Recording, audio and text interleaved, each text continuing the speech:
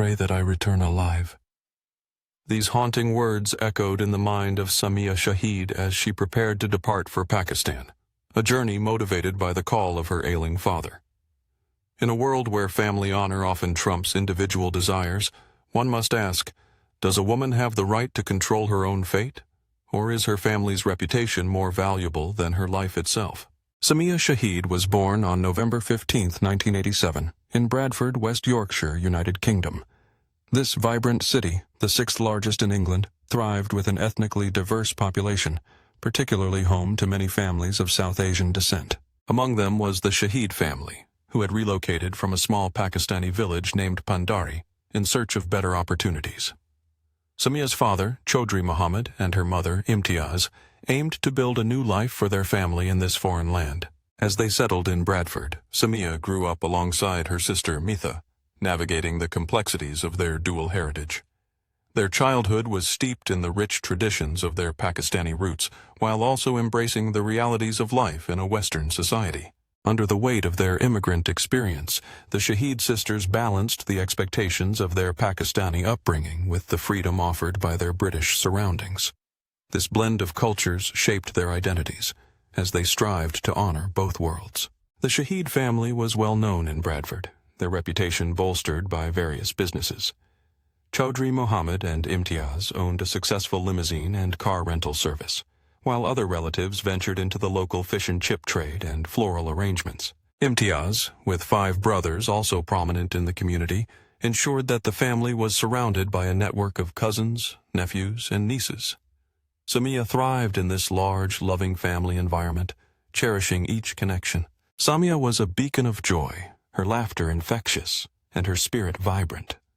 As a self-proclaimed daddy's girl, she held a deep affection for her father, viewing his words as gospel and placing his approval above all else. This bond was mutual. Chaudhry Muhammad was equally devoted to his daughter. Although afforded the privilege of a Western education, the Shahid family upheld the values of their Pakistani heritage, instilling in their daughters the importance of family and culture.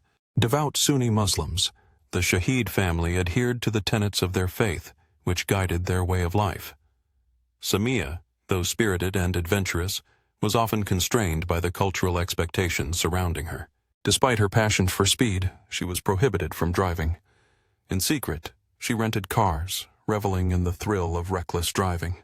Her attention to her appearance was evident as she enjoyed applying makeup and styling her hair. Working part-time at the Bradford post office, Samia's father generously supported her, indulging her every whim. Her life was filled with luxuries, a reflection of Chaudhry Muhammad's affection for his beloved daughter.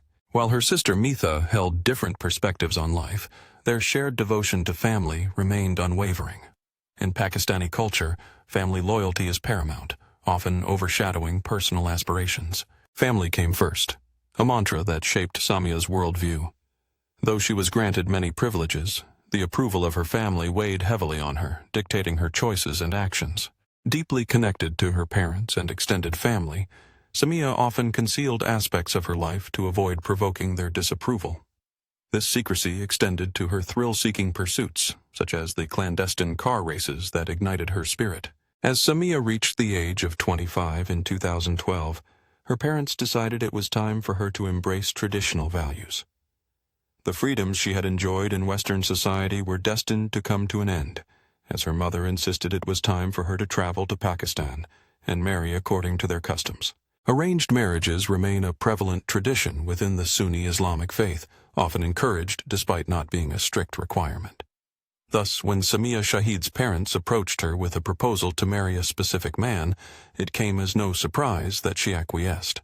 However, her agreement stemmed not from desire, but from a profound sense of obligation to her family. With a deep respect for her culture and heritage, Samia was reluctant to disappoint her parents. She yearned for their pride and acceptance. In February 2012, it was determined that she would marry Chaudhry Muhammad Shakil. This choice was not one Samia would have made for herself. Shakil hailed from their village, Pandari, in Pakistan. Moreover, he was her cousin, a man she had known since childhood and always perceived as a brother rather than a potential husband. Compounding her misgivings, he had just recently been released from prison after serving time for shooting another man over a land dispute. Among British Pakistanis, marrying distant relatives often serves to maintain land ownership within the family, thereby expanding family estates. This practice mirrored that of her parents, who had also entered into an arranged marriage that ultimately flourished. As preparations for the wedding commenced, Samia was taken to various Pakistani shops, where she was encouraged to indulge in stunning outfits, fashionable jewelry, and coordinating accessories. Her father, Chaudhry Mohammad Shahid, generously funded her shopping spree, which she approached with tentative enthusiasm. Though she made an effort to embrace the excitement of planning her wedding, a nagging feeling loomed over her. She understood that material wealth could not guarantee happiness. The reality of being paired with a husband her parents selected weighed heavily on her heart. Samia recognized her parents' intentions were rooted in love, but deep down, she feared that her marriage to Shakil would only lead to sorrow. Torn between her wishes and her family's expectations, she concealed her true feelings, striving to maintain an appearance of happiness.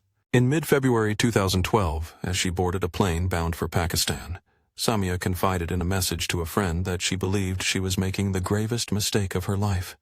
The weight of her choice hung heavy on her mind. However, her sister, Mitha, would later contest many of Samia's claims, asserting that Samia had numerous marriage proposals to consider and that she had ultimately chosen Shakil of her own volition. While the marriage was arranged, it was not imposed upon her. This distinction between arranged and forced marriages became increasingly important. Upon her arrival in Pakistan to meet Shakil, Samia expressed her discomfort in writing, stating that she couldn't even bear to look at him and felt relieved she hadn't succumbed to nausea at the sight of her fiancé. Despite her reservations, the wedding proceeded lavishly, with many guests traveling from Bradford to partake in the joyous celebration. On February 27, 2012, a grand 4-day ceremony unfolded, drawing over 1,000 attendees. As a wedding gift, Chaudhry Mohammad Shahid gifted the newlyweds a house adjacent to the family home in Pandari. After the festivities concluded, Samia and Shakil began their life together in this new home. However, the reality of her new life in the small village was a constant struggle for Samia. In the end, Samia endured 4 months living with her husband before making the decision to return to Bradford in June 2012, leaving her husband behind. As time unfolded, Shakuli remained in Pakistan, anxiously awaiting his immigration documents. Meanwhile, Samia returned to England, intent on securing a spousal visa for her husband, a crucial step for him to gain British citizenship. Yet, there was no urgency in her actions. The wedding Samia and Shakul had in Pakistan was a nikah ceremony, a traditional contract recognized in Muslim customs, but it was a mere formality in the eyes of British law. Under Sharia principles, their union was considered a registered marriage, marked by an agreement made before witnesses and a cleric. However, the stark reality was that British law demanded certain legal formalities to acknowledge such a marriage. One of these requirements was a civil ceremony conducted in the UK, culminating in a marriage certificate that would legally validate their union. Consequently, the nikah held no weight as a legal marriage in another country. Upon her return to the UK, Samia's friends began to notice unsettling changes in her demeanor. Gone was the vibrant young woman they once knew. Instead, a shadow of resentment towards her parents loomed over her. Whenever her husband, Shakil, was mentioned, Samia became visibly anxious and unsettled. Despite being thousands of miles apart, Shakil imposed strict communication rules, insisting on daily Skype video calls that left her feeling suffocated. In a moment of despair, she confided in a voice message to a friend, expressing a haunting desire to escape her life, declaring she wished to die and no longer wanted to be Shakil's wife. Yet, contrastingly, her relatives claimed she often boasted about her lavish wedding in Bradford, insisting she was content in her marriage. The conflicting narratives painted a troubling picture, suggesting their marriage was far from the fairy tale it appeared to be. After spending 6 tumultuous months with her husband in Pakistan, Samia returned to the UK. This time, her friends were taken aback by the familiar spark in her eyes. The once cheerful, vibrant Samia had seemingly resurfaced, but there was a deeper story hidden beneath her renewed smile. Samia revealed to her friends that she had met a man named Sid Mukhtar Kazim, affectionately known as Ali. He too hailed from Pakistan but held British citizenship and worked in Dubai. Their connection began online, blossoming into a friendship that transcended distance. When they met face-to-face in London in October 2013, an undeniable attraction ignited between them. Ali represented everything Samia yearned for in a partner. He was loving, caring, and compassionate. Their bond deepened as they spent time together, each finding in the other a kindred spirit. They were acutely aware of the risks their love posed, but they believed fiercely that their feelings were stronger than the threats that loomed around them. Samia confided in Ali about her troubled marriage, expressing how she had been wed to someone she felt was more like a brother than a husband, a man who exerted control over her every move. Ali struggled to comprehend how a father could treat his daughter as a mere object for transaction. Samia's heart was set on a different future. She envisioned a life with Ali, filled with love, children, and shared dreams. But to make that a reality, she knew she had to sever ties with Shakil. The challenge was daunting. Her marriage to Shakil was not recognized under British law, so she could not pursue a divorce through a British court. Bound by their Sharia marriage, Samia understood that she needed to initiate a divorce according to Muslim customs. In May of 2014, she approached Shakil, requesting a divorce, but he flatly refused. Under Sharia principles, a marriage required mutual consent to dissolve. If either party was found to have entered the union under duress, be it physical, financial, psychological, or emotional, their bond was deemed invalid. For a marriage to be valid, both the bride and groom must give mutual consent. However, if it is discovered that either party entered the ceremony under any form of coercion, be it physical, financial, psychological, or emotional, the legitimacy of that union comes into question. In a decisive move, Samia Shahid sought to have her forced marriage annulled.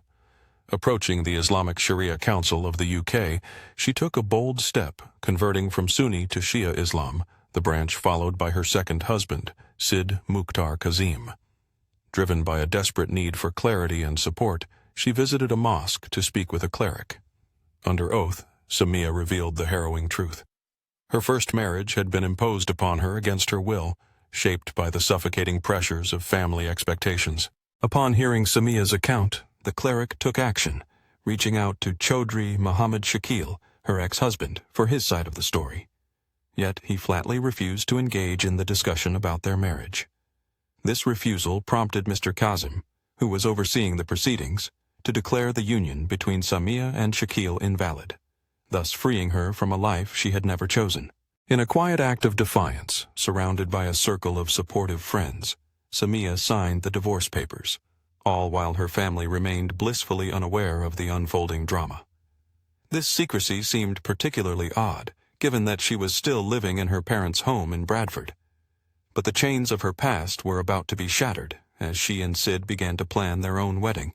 In September 2014, under a veil of secrecy, Samia and Sid exchanged vows in Leeds, with only a few close friends present to witness the intimate nikah ceremony. The same cleric, Mr. Kazim, who had facilitated her divorce from Shakil, now presided over this new beginning, a testament to Samia's newfound freedom. The wedding day radiated joy as Samia glowed with happiness, confiding to a friend that she felt like a princess. The couple registered their marriage at the UK Registry Office, hopeful that this union would herald a new chapter filled with love and peace. But that peace was short-lived. In October 2014, while walking with her cousin, Samia was brutally attacked in a secluded alley by a group of men. The assault was chillingly targeted. It was clear that she had been deliberately chosen as the victim. Samia endured a savage beating, metal rods striking her legs with a force that left deep bruises, red and purple against her skin. This was more than a random act of violence. It had the markings of a premeditated attack, likely orchestrated by those who disapproved of her marriage to Sid. The brutality of the assault prompted immediate action. Samia and her cousin rushed to report the incident to the police, but the consequences of her choices were now painfully evident. While her husband returned to Dubai for work, Samia remained in Bradford, waiting for her visa, her safety compromised. The Shahid family learned about the attack through a phone call when Samia, desperate for support, reached out to her parents from the police station. Instead of comfort, she faced a torrent of insults, revealing the toxic dynamics that had taken root within her family. Unbeknownst to her mother, Imtiaz, the police listened intently to the conversation, witnessing the harsh reality that Samia faced daily. It was a calculated move on Samia's part, a desperate attempt to expose the oppressive environment she had been enduring. Once a place of happiness, her family home had morphed into a prison, where Samia felt suffocated by the weight of her family's rigid beliefs. The internal conflict was overwhelming as she battled against the very people she loved, yearning for autonomy yet feeling trapped by their expectations. Samia had always relied on her parents, and the thought of a life where she could make her own choices felt unattainable. But the secret marriage to Sid ignited a flicker of hope and strength within her, fueling her resolve to break free from the constraints that bound her. It wasn't until May 2015 that her parents discovered the truth of Samia's divorce from Shakil, and their reaction was swift and disapproving. Until that moment, they had kept their suspicions unvoiced, but now they vehemently argued that the divorce held no weight, claiming the Islamic Sharia Council had no legal authority in the UK or Pakistan. In their eyes, Samia's fight for her freedom was a futile endeavor, a clash of beliefs that would ripple through their lives for years to come. The family's discontent was palpable, particularly from Imtiaz, who relentlessly berated her daughter, urging her to come to her senses and avoid bringing disgrace upon their family. In their eyes, Samia was still bound by her marriage to Chaudhry Muhammad Shakil. Upon his return to Dubai, Ali hoped for some semblance of calm. Yet, the newlyweds understood the gravity of their situation. Staying in Bradford was no longer an option. The shadow of family disapproval loomed large, a potential prelude to tragedy. Honor-related crimes are far too common, but fate smiled upon Samia as she secured a visa to Dubai that very month. With the clandestine help of a few friends, she arranged for a flight, ready to escape the constraints that bound her. The following day, Samia boarded the plane, her heart heavy yet resolute. This decision was fraught with difficulty, for she cherished her family deeply. However, for the first time, she chose her own happiness over familial expectations, hoping that this sacrifice would somehow validate her choice. The moment Samia departed for Dubai, her parents reported her as missing, refusing to accept that she had made a choice contrary to their wishes. They dismissed her autonomy in favor of their own rigid beliefs. When they discovered the truth of her secret marriage, they branded her second union a sham. Seeking answers, they confronted the Shia mosque cleric, Mr. Kazim, demanding justification for what they perceived to be their daughter's betrayal. Reason fell on deaf ears. In their minds, Samia's relationship with Ali amounted to adultery, a grievous sin under Muslim law as they believed she remained married to Shakil. The Shahid family even resorted to threats against the cleric, convinced he had facilitated their daughter's perceived wrongdoing. Mr. Kazim, alarmed by the threats, promptly alerted the police, who provided him with safety advice. Meanwhile, in Dubai, Samia was enveloped in happiness, relishing a life filled with love. She drove, cooked, and thrived in her love for Ali. Her joy was not hidden. Samia shared her elation on social media, the couple eager to embrace parenthood. She longed for a child, dreaming of motherhood while still yearning for a connection with her family, striving to exist in both worlds. In both Bradford and Dubai, Samia envisioned raising her future children in the UK, wanting them to be British. She had spent most of her life in England, surrounded by a large family that had shaped her identity. Little did she know, the tension with her family would endure for the rest of her days. Samia reached out to her parents almost daily, desperately trying to convey that she bore no blame and simply sought happiness. Every moment spent in her marriage to Shakil felt like a weight upon her shoulders. She longed for her parents to accept Ali as she had, wishing to bridge the divide and see her father embrace her new life partner. Yet, fate had other plans. Instead, Chaudhry Muhammad confronted Ali, demanding he leave his daughter in peace. Ali stood his ground, asserting that Samia was now his legal wife, a bond he would not sever. To Muhammad, this new husband was still an outsider, never truly part of the family. Their marriage, conducted in secret due to the lack of parental approval, further complicated matters. Ali was not a Sunni Muslim, and in the eyes of Samia's parents and relatives, their union was a blatant disrespect to the Shahid family's honor. In this highly sensitive cultural landscape, the couple risked becoming the subject of scorn. In June 2016, Samia learned of her aunt's passing, Shakil's mother. Overwhelmed with grief, she yearned to return to Pakistan to pay her respects at the funeral. Samia Shahid understood the risks that loomed over her trip. especially with whispers from Shakil's relatives, who felt she had tarnished their honor. Ali, her devoted husband, urged her to reconsider, and in a moment of clarity she agreed that remaining in Dubai might be wiser. Chaudhry Mohammed Shahid, her father, battled health challenges, his diabetes worsening with each passing day. One fateful afternoon, a call from her mother, Imtiaz, and her sister, Mitha, shattered Samia's world. They revealed that her father's condition had taken a grave turn, and time was slipping away. The thought of her father passing without her by his side haunted Samia deeply.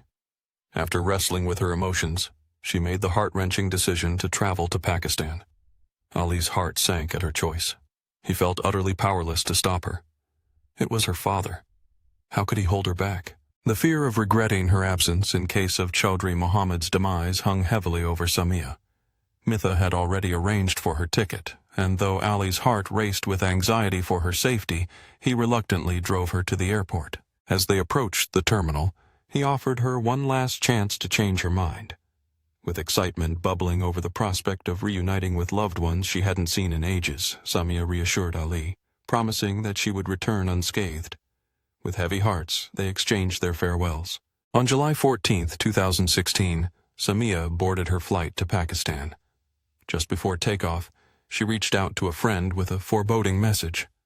"Pray that I return alive." Upon her arrival, she found refuge at a friend's house, leaving her important documents and return ticket in safe hands. Throughout her stay, Samia maintained constant communication with Ali, providing him with reassurances of her safety. Surrounded by family, she cherished her time in Pakistan, visiting her aunt's grave alongside her father on July 18th. A day later, Ali confided in her about a troubling dream he had. Samia, always the pillar of strength, urged him to pray for her safe return. She was due to fly back in 2 days, but on July 20th, an unsettling silence descended. Samia ceased to respond to Ali's messages. As the hours dragged on, Ali's concern deepened, the unread messages casting a shadow over his heart. That evening, a distraught man reached out to the Pandari police station, reporting the shocking news of his daughter's death.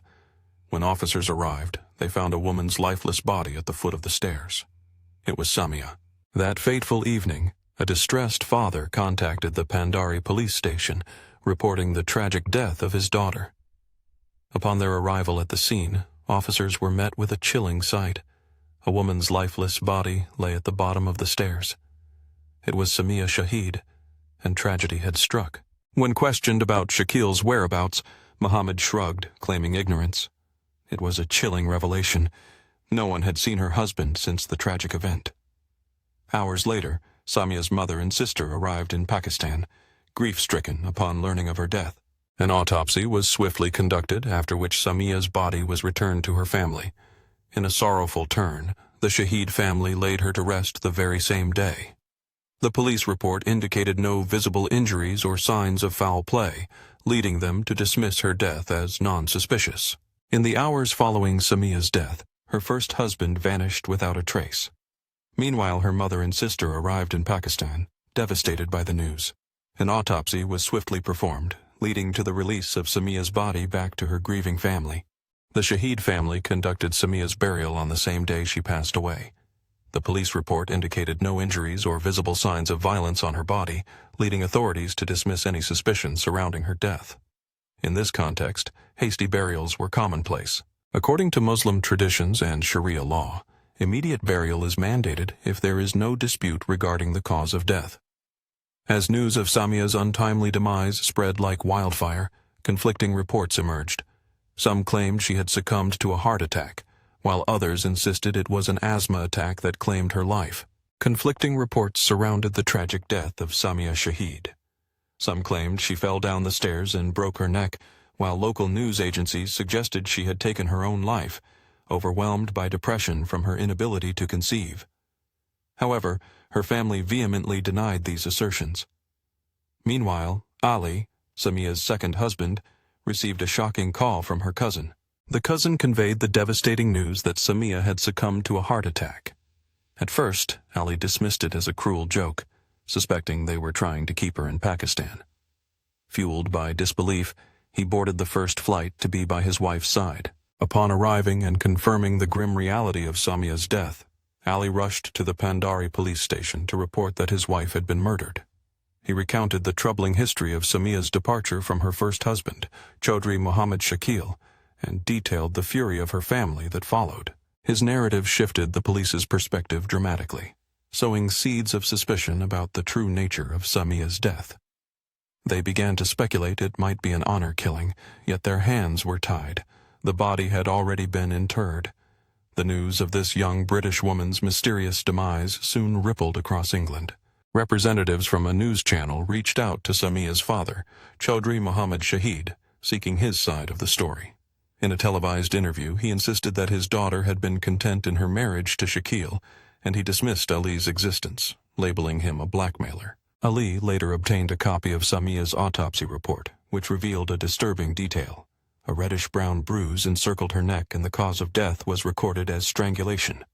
More shockingly, male semen was discovered within her body. Suspicion arose that local authorities had been bribed to conceal the true circumstances of Samia Shahid's death. In response, Ali organized a press conference in Pakistan, presenting photographs of the bruise on his wife's neck to the media, desperate for the truth to surface. He sought clarity on the events that led to Samia's untimely demise and demanded accountability. Following his public outcry, Ali found himself in need of round-the-clock police protection as he began receiving a torrent of death threats. Meanwhile, Samia's friends in the UK took action. They reached out to Naz Shah, a member of Parliament from Bradford. Through their connections, the MP wrote directly to the Prime Minister of Pakistan, highlighting Samia's death and boldly labeling it as an honor killing. Naz Shah's intervention prompted the Pakistani police to initiate a serious investigation into Samia Shahid's death. The repercussions of her advocacy were immediate. Within days, 2 individuals from Bradford were arrested for threatening the MP, just 8 days after Chaudhry Mohammed Shakil had fled the scene. Shakil was eventually apprehended and brought in for questioning alongside Samia's father, Chaudhry Mohammed. In a startling confession, Shakil revealed his intent to force Samia to annul her marriage to Ali and return to him in Pakistan. He expressed his anger over her departure, which hindered his own plans to relocate to the UK. On the morning of July 20th, he rifled through Samia's belongings, desperate to find her passport and return ticket, but came up empty. When Samia refused to stay, his rage boiled over. In a fit of fury, he pushed her onto the bed and sexually assaulted her. Evidence of his crime was left behind. His semen was found within her body. As Samia attempted to escape the confines of her former life, Shakil pursued her. He seized her scarf, wrapping it tightly around her neck, squeezing the life from her. Meanwhile, Chaudhry Mohammed denied any involvement in the chilling events. This time, law enforcement was no longer swayed by the narrative of a happy marriage. Investigators began to uncover the disturbing truth. Both the Shahid and Shakil families had disrespected Samia's quest for independence, her decision to divorce, and her choice to marry another man who was not a Sunni Muslim. Her pursuit of freedom had not only threatened Shakil's aspirations, but had also brought shame upon their families. In a society where a woman's desire for autonomy was seen as an unfathomable luxury, Samia Shahid faced the ultimate betrayal from her own family. As she attempted to escape the clutches of her first husband, she was intercepted by her father, Chaudhry Mohammed Shahid, who gave a nod of approval to Shakil, her husband. In a chilling act of violence, Shakil tightened his grip around Samia's throat while her father held her legs, ensuring she could not escape. Once the life drained from her body, Shakil fled, and her father sought to conceal the brutal crime, attempting to frame it as a tragic accident. Yet, the lack of evidence loomed over their efforts like a dark cloud. Despite Samia's death being classified as a homicide, the authorities faced the daunting task of identifying her killers. In a shocking turn of events, after 2 long years in custody, Shakil was released on bail in September 2018, his confession insufficient to secure a conviction in Pakistan. In a desperate bid for freedom, he remarried a British-Pakistani woman in 2019 and sought a spousal visa to the UK, a move that had been his ultimate goal all along. However, MP Naz Shah intervened, ensuring his visa application was denied, halting his plans in their tracks. After spending 4 months behind bars, Chaudhry Mohammed Sheikh, Samia's father, appealed to the Supreme Court, arguing for his release due to a lack of evidence. The court agreed, deeming the evidence against him inadequate to justify his continued detention. Tragedy struck in January 2018 when he was hospitalized for kidney failure, ultimately passing away in a Lahore hospital at the age of 52. Just 2 years prior, in October 2016, arrest warrants had been issued for Samia's mother and sister, yet they managed to evade justice and return to the UK unscathed. Mitha, Samia's sister, provided a starkly different narrative regarding their family dynamics. She asserted that they enjoyed freedom and that their parents never imposed their will upon them. Instead, Samia confided in Mitha about her struggles with Shakil, claiming he siphoned off her money, leaving her in a state of hardship while living in Dubai. Mitha even produced photographs depicting Samia's life, which starkly contrasted the luxurious existence one might presume. She believed that these accusations against their family had irreparably damaged their reputation and plunged them into poverty due to what she labeled as false claims. Yet no amount of familial denial could alter the tragic reality. A young woman was sent to her grave at the height of her potential by those she had trusted and loved. Samia Shahid deserved the opportunity to forge her own path, to make her own choices, mistakes and all. No one possesses the right to extinguish another's life, a truth seemingly lost on the men of the Shahid family. Thus concludes this harrowing tale. We invite you to like the video and share your thoughts in the comments below. This is Jeremy signing off. Until next time.